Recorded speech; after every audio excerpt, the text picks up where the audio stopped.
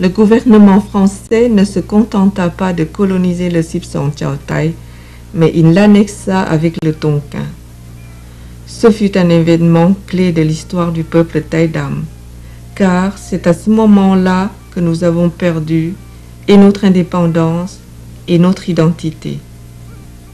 Monsieur Auguste Pavie fut le commissaire français sous la conduite duquel fut menée la conquête du Sipsong Chao Tai et de l'Indochine.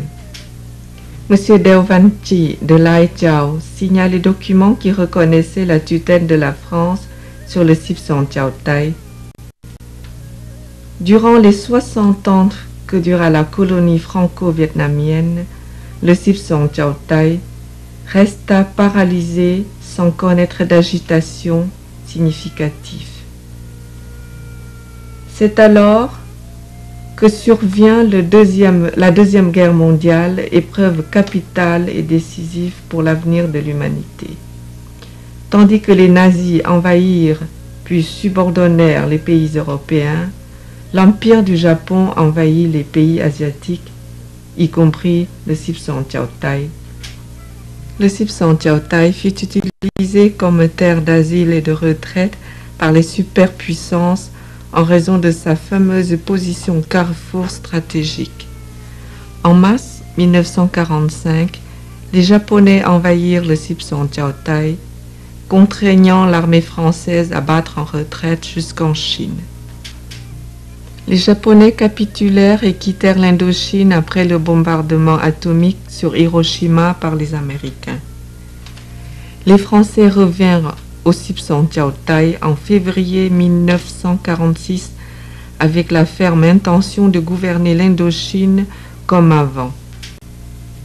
Mais c'était sans compter avec le Viet Minh et d'autres mouvements et groupuscules de guérilla tels le Pathet Lao, le Khmer Isra, qui s'étaient formés pour mettre les Français en échec.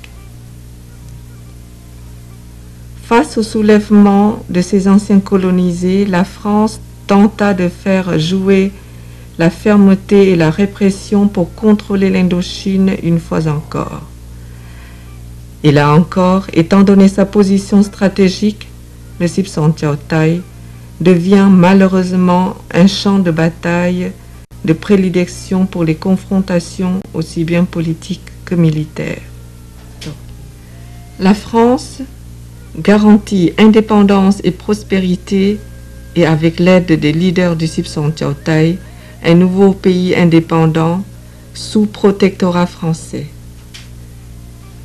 La Fédération Thaï fut créée en mars 1948. En Thaï Dam, nous appelons ce nouveau pays Simhok Chao Tai ou les 16 principautés Thaï. Voici le drapeau de la Fédération Thaï. Monsieur Deo Van Long, de la province de Lai Chao, fut élu président de la Fédération Thaï. Monsieur Bakam Kui fut élu vice-président. Voici l'équipe gouvernementale de la Fédération Thaï. La France n'était pas le seul pays à utiliser des autochtones Thaï Dam pour asseoir son pouvoir politique et militaire. Ho Chi Minh et le Vietnam communiste tentèrent également de conquérir le territoire exigu de la Fédération Thaï. Le Vietnam réussit également à gagner le support des autochtones en leur promettant autonomie et prospérité. Voilà pourquoi la Fédération Thaï ne survécut pas longtemps. Après 5 années d'existence à peine, devant l'avance des communistes en 1951, le gouvernement Thaï Dam dut combattre aux côtés des forces françaises.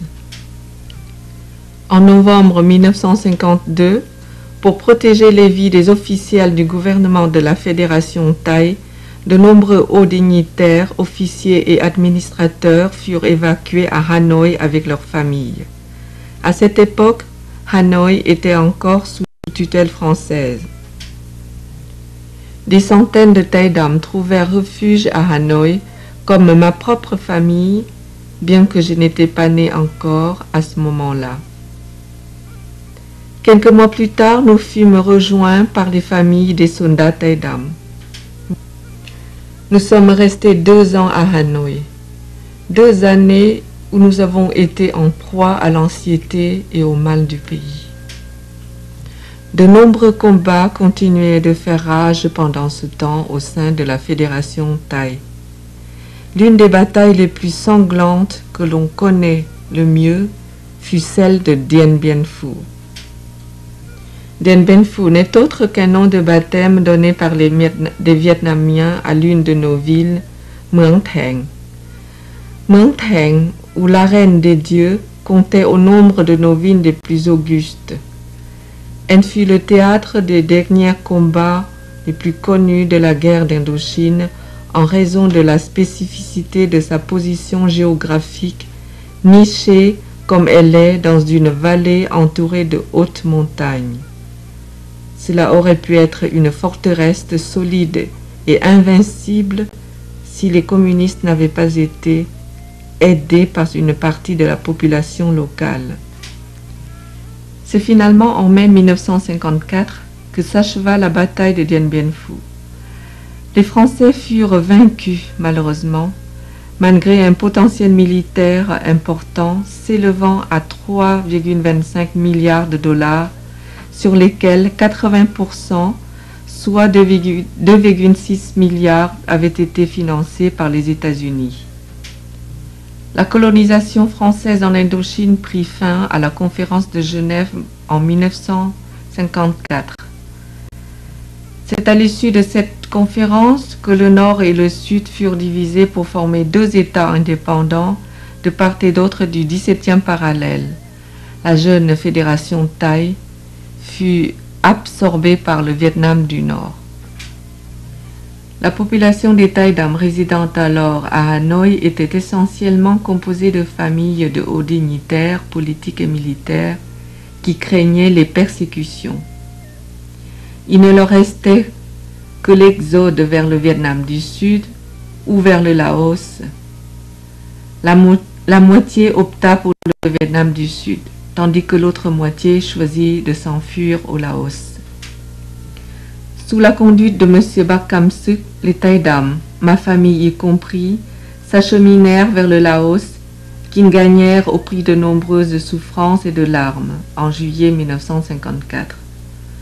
Notre première terre d'accueil au Laos fut Ban Nangam, dans la province de Siêng Khoang.